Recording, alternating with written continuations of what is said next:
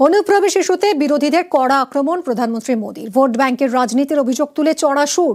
সব অনুপ্রবেশকারীকে দেশছাড়া করা হবে, হুঙ্কার প্রধানমন্ত্রীর।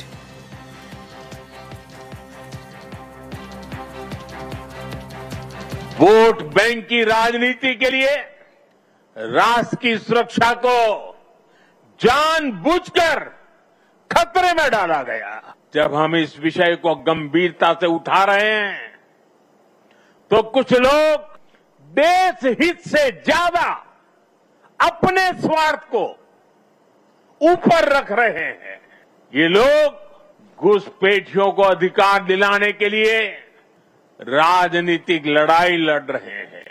इनको लगता है कि देश एक बार टूट गया,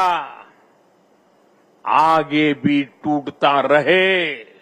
हम भारत में रह रहे हर घुसपैठिए को बाहर निकाल करके ही रहेंगे। নদিয়ায় আটক বাংলাদেশি ব্লগারকে জিজ্ঞাসাবাদ গয়েশপুর ফাঁড়ির পুলিশের। বাংলাদেশের বাসিন্দা মুফতি আব্দুল্লাহ আল মাসুদ।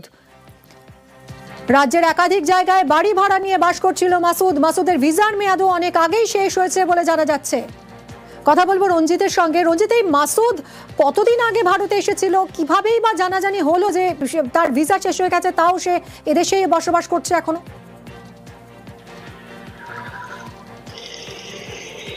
দেখো, মুফতি আব্দুল্লাহ আল মাসুদ 2018 সালে যে জানতে পারা যাচ্ছে, 2018 সালে সে বাংলাদেশ থেকে ভারতে আসে এবং রাজ্যের বিভিন্ন জায়গায় সে বাড়ি ভাড়া নিয়ে থাকছিলেন এবং তার ভিসার মেয়াদ, সেই ভিসার মেয়াদও কিন্তু উত্তীর্ণ, অর্থাৎ ভিসার মেয়াদ শেষ হয়ে গেছে। তারপরেও তিনি ভারতে বসবাস করছিলেন বিভিন্ন জায়গায় বাড়ি ভাড়া করে এবং তাকে ইতিমধ্যেই কল্যাণী থানার গয়েশপুর ফাঁড়ির পুলিশ তাকে দফায় দফায় জিজ্ঞাসাবাদ করছে এবং তার কাছ থেকে জানার চেষ্টা করছে ভিসার মেয়াদ উত্তীর্ণ হওয়ার পরেও তারপরেও তিনি কি করে ভারতে বসবাস করছিলেন।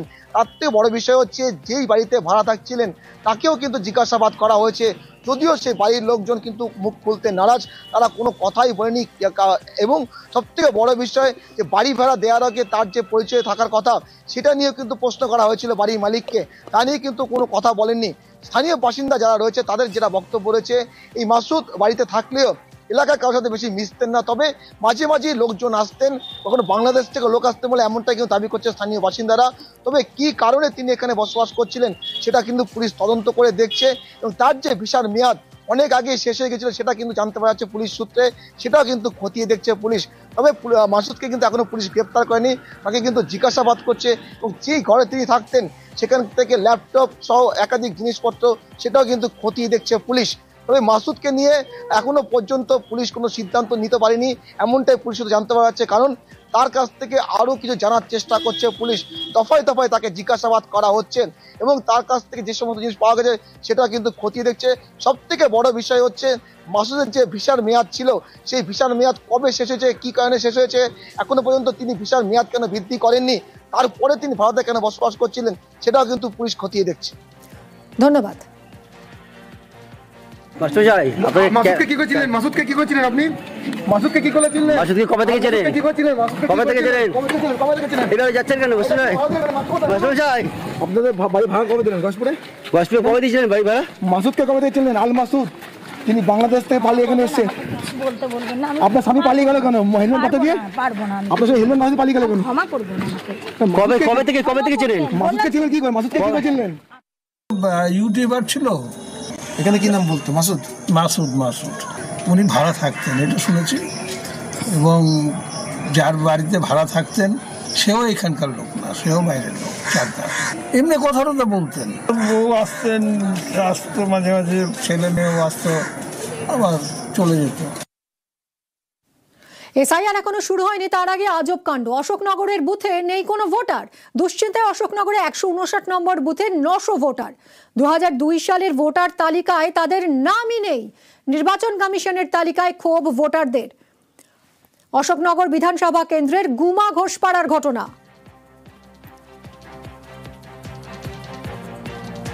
কথা বলবো, জিয়াউল রয়েছে সঙ্গে। জিয়াউল, এটা কিভাবে সম্ভব?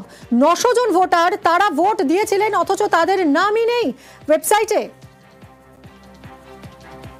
দেখা গেল অশোকনগরের গুমা গ্রাম পঞ্চায়েতের ঘোষপাড়া এলাকায় 159 নম্বর বুথ এলাকায় সেখানে দেখা যাচ্ছে 2002 সালের যে ওয়েবসাইটে অর্থাৎ নির্বাচন কমিশনের ওয়েবসাইটে লিস্ট বেরিয়েছে সেখানে এই 900 জনের কোনো নামই নেই। তারা কিন্তু প্রায় 100-150 বছর ধরে এখানে বসবাস করছে, এর আগেও ভোট দিয়েছে, 2002-এও ভোট দিয়েছে, কিন্তু এখন যে নির্বাচন কমিশন ওয়েবসাইট বার করেছে সেখানে দেখা যাচ্ছে এই 900 জনের নাম পুরোটাই উধাও হয়ে গেল। আর জানি এলাকার একটা আতঙ্ক ছড়িয়েছে, তার কারণ তার একটাই স্পষ্ট বক্তব্য যে তারা একাধিকবার ভোট দিয়েছে, 2002-এ ভোট দিয়েছে, 2003-এ কিন্তু দেখা যাচ্ছে কাগজে নাম রয়েছে ভোটার লিস্টে, কিন্তু এখন দেখা যাচ্ছে 2002-এ যে ওয়েবসাইট বার করেছে নির্বাচন কমিশন সেই লিস্টের নাম পুরো 900 জনের নামই কিন্তু উধাও হয়ে গেলেন। আর এ নিয়েই দুশ্চিন্তায় পড়েছেন এলাকার মানুষজন। তাদের একটাই দাবি, অনেকে রাতে ঘুম হচ্ছে না ভয়ে আতঙ্কে, তার কারণ এসআইআর প্রক্রিয়া চালু হওয়ার পরেই কিন্তু পানিহাটিতে মৃত্যু হয়েছে বা ভয়ে আতঙ্কে মৃত্যু হচ্ছে, বলে এই আতঙ্ক কিন্তু কাজ করছে। ইতিমধ্যে কিন্তু শাসক দল তৃণমূল কংগ্রেসের পথে নেমেছেন যে সবটাই বিজেপি এবং একেবারে নির্বাচন কমিশনের যোগসাযোগে এই নামগুলো বাদ দেওয়া হচ্ছে শুধুমাত্র মানুষের আতঙ্ক ভয় তৈরি করার জন্য। আর এ নিয়ে কিন্তু এই মুহূর্তে আতঙ্কের কাজ করছে এই অশোকনগরের গুমা 159 নম্বর বুথ এলাকায়। ধন্যবাদ জিয়াউল। 2002 সালের ভোটার লিস্টে আমাদের পাড়ায় গুমা ঘোষপাড়ার এদের কারুরই নাম নেই। আমাদের 2003 সালের ভোটার লিস্টটা পাওয়া যাচ্ছে। দেশ স্বাধীন হওয়ার আগে থেকে এখানকার আমরা স্থানীয়, 34 সালে দলিল আছে। তার সত্ত্বেও কেন আমাদের নামটা মিস্টেক হলো, একটা দুশ্চিন্তার মধ্যে আছি। আমরা তাহলে কি বাংলাদেশি? 2003 সালের লিস্টে আর কি দেখাচ্ছে, কিন্তু 2002 সালের লিস্টে আমাদের পাওয়াই যাচ্ছে না, নামটা নেই। বাড়ির জমি জায়গা চাষবাস করে খাই, সব যদি এ হয়ে যায় তাহলে তো আমাদের বাংলাদেশি বলে তকমা দেবে। মানসিক যন্ত্রণার মধ্যে আছি। বাপ দাদার জমি জায়গা আছে, চাষবাস করে খাই, এবার সেটা যদি বিদেশি তকমা দেয় তাহলে কি করে চাষবাস করবো? 1919 সালে দলিল আছে আমার, আমি যে ওবিসি কার্ড করেছিলাম তখন দেখিয়েছিলাম। আমাদের এখানে 10টা বুথ, আমাদের বুথটাই আউট হয়ে গেছে, অন্য বুথগুলো আছে 2 আর 3 আসছে, আবার টোটাল বুথ আউট হয়ে গেছে। আগে আমাদের বুথ ছিল 54, সেই বুথ 54 এখন 59 হয়েছে, 159 নাম নেই। বিশাল চিন্তিত, অনেকে তো সুসাইড করছে চিন্তা করে যে ভোট নেই, আমাদের চলে যেতে হবে দেশ থেকে, রাত্রে ঘুমায় না এই নিয়ে চিন্তা। আমাদের দাদু রয়েছে এখানে, স্যার কাগজপত্র আছে, মানে প্রায় 150-200 বছর হবে আমাদের। নাম নেই, 2002 সালের ভোটার লিস্টটাই পুরো নেই। গ্রামবাসীরা অনেকে চিন্তিত, সবারই খাওয়া ঘুম বন্ধ হয়ে যাচ্ছে এই নিয়ে যে কেন লিস্টটা চলে গেল। আমরা তো এখানকার নাগরিক, অনেক বছর ধরে এখানে, কিন্তু এখন আমাদেরই লিস্টটা চলে গেল, কেন গেল এটা আমরা কেউই জানি না। এখন কি করে পাওয়া যাবে সেই ব্যবস্থা চলে।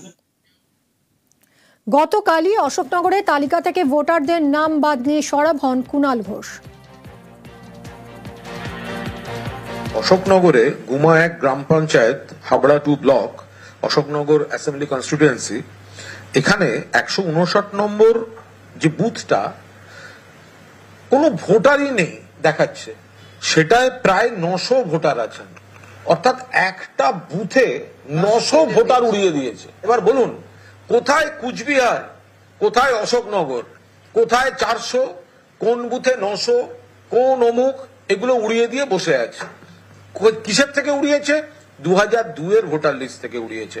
2002-এর ভোটার লিস্টে এরা ছিলেন কিনা? হ্যাঁ ছিলেন। প্রমাণ কি? Hard copy. নেই কোথায়? আজকে সফট কপিতে। সেটা কোথায় আছে? নির্বাচন কমিশনের ওয়েবসাইটে। ফলে এইখানে এই কারচুপিটা চলছে। আর এখানে অমিত শাহ যারা বলছেন, বারবার ওনাদের আমরা ধরাশায়ী করে দিয়েছি, বারবার ধরাশায়ী হয়েছেন, আরো একবার আমরা ধরাশায়ী করে দেবো। নিউজ 18 বাংলার খবরের পরই মিলল ভোটার লিস্ট, মিলল কালচিনির উধাও হয়ে যাওয়া ভোটার তালিকা।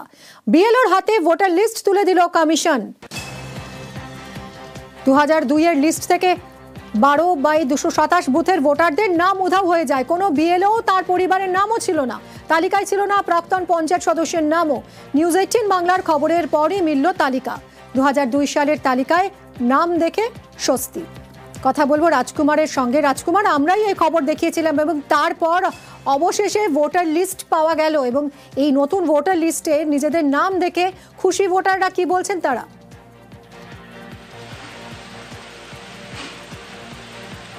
একদমই, দেখো মিমি, বুধবার দিন প্রথম আমরা এই খবর দেখাই, এক্সক্লুসিভলি এই খবর আমরাই বুধবার দেখাই এবং তারপরেই কিন্তু নড়েচড়ে বসে নির্বাচন কমিশন, প্রশাসন সকলেই।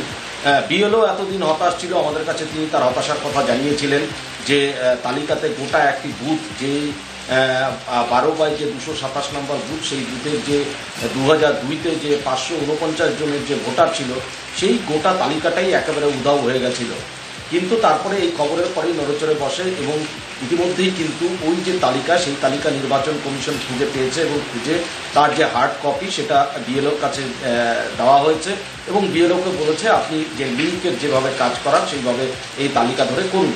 কিন্তু এখন পর্যন্ত কিন্তু অনলাইনে কিন্তু এই তালিকা পাওয়া যাচ্ছে না। যদিও এই তালিকা পাওয়ার পরে বিএলওর হাতে, যেহেতু নির্বাচন কমিশনের একেবারে বুথ লেভেলে সরাসরি হচ্ছে এই বিএলও হচ্ছে তার প্রতিনিধি নির্বাচন কমিশনের, তার হাতে এই তালিকায় আসায় কিন্তু স্বস্তিতে বিএলও থেকে ওখানকার মানুষেরা, তার কারণ সকলেই এখন দেখছেন যে সকলের নাম রয়েছে, ফলে আর তাদের কোনো অসুবিধা হবে না। এবং এই কারণে আমরা যেহেতু এই খবর দেখিয়েছি এবং তারপরে এই উদ্যোগ হয়েছে, আমাদেরকে সকলেই ধন্যবাদ জানাচ্ছি। ধন্যবাদ রাজকুমার।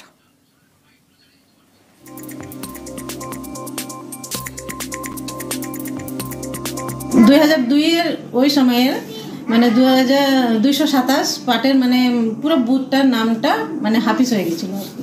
আচ্ছা, এখন ওই লিস্টটা পাওয়া গেছে? হ্যাঁ, লিস্টটা পাওয়া গেছে। আর ওখানে নাম আছে? এখন সবারই নাম আছে, এখন ভালোভাবে আমি কাজ করতে পারবো। প্রথমে আমি ধন্যবাদ দিতে চাই যে আপনাদের জন্যই মানে প্রশাসনের হয়ে বসে মানে এই লিস্টটা মানে দিয়েছে, এখন মানে ভালোভাবে আমি কাজ করতে পারবো। আমাদের পার্টির ভোটার লিস্টটাই গায়েব আছে, কারো নাম নেই। এটা নিয়ে খুব চিন্তিত ছিলাম, ভাবলাম যে বিডিও সাহেবের কাছে যাব, কিন্তু আপনাদের ওই যে চ্যানেল দেখানোর পর তারপরে আজকে শুনলাম যে না, লিস্টটা পাওয়া গেছে। এখন আমাদের সমস্যা মিটে, এটা নিয়ে আমরা খুব খুশি। নিউজ 18 বাংলাকে ধন্যবাদ দিই যে আপনাদের জন্য এটা হইল। বিকেলে এসআইআর নিয়ে রণকৌশল বৈঠকে বসবেন অভিষেক বন্দ্যোপাধ্যায়। সাংগঠনিক পদাধিকারীদের নিয়ে বৈঠক করবেন ভার্চুয়ালি, থাকবেন জনপ্রতিনিধিরাও। আরও জানবো, রয়েছে সঙ্গে আবির, এই বৈঠক নিয়ে কি জানা যাচ্ছে? দেখো, প্রায় 17,000-এরও বেশি সাংগঠনিক পদাধিকারী এবং একই সঙ্গে হচ্ছে যারা জনপ্রতিনিধি তারা উপস্থিত থাকতে চলেছেন আজকের বৈঠকে। এসআইআর নিয়ে তৃণমূল কংগ্রেসের অবস্থান কি তা আগে স্পষ্ট করে দিয়েছেন তিনি, এবং গত আগস্ট মাসে তুমি জানো যখন বৈঠক তিনি করেছিলেন ভার্চুয়ালি এর আগে, তখনই বিএলএ 1 এবং বিএলএ 2 এর কি ভূমিকা পালন করতে হবে সেটাও মনে করিয়ে দেওয়া হয়েছিল। যেহেতু এসআইআর এর প্রক্রিয়া শুরু হতে চলেছে, এই প্রক্রিয়াতেই ব্যক্তিদের দায়িত্ব কি হতে চলেছে, তারা কোন বিষয় বা কোন ইস্যুগুলোকে সামনে রেখে রাস্তাতে থাকবেন, সেটি আজকে মনে করিয়ে দেওয়া হবে। গত দুদিন ধরে তুমি দেখেছো যে তৃণমূল কংগ্রেস যেটা জানিয়েছে যে যদি কোনো বৈধ ভোটারের নাম বাদ যায় তাহলে তারা 1 লক্ষ লোক নিয়ে গিয়ে দিল্লিতে নির্বাচন কমিশনের সদর দপ্তর তারা ঘেরাও করবে, তারা অবস্থান কর্মসূচি পালন করবে। এবং গত দুদিন ধরে তৃণমূল কংগ্রেসের তরফ থেকে যে বিভিন্ন অভিযোগ তোলা হচ্ছে, সেখানে তারা বলছে যে বহু জায়গাতে নাম দেখতে পাওয়া যাচ্ছে কাগজে রয়েছে কিন্তু ওয়েবসাইট থেকে সরিয়ে দেওয়া হচ্ছে। ফলে এই পরিস্থিতি নিয়ে দলের নেতা কর্মীদের কি ভূমিকা হবে সেটাই আজকে মূলত আলোচ্য বিষয়, এবং সেটাই হচ্ছে আজকে এই বৈঠকের ক্ষেত্রে দিক নির্দেশ করবেন অভিষেক। ধন্যবাদ আবির।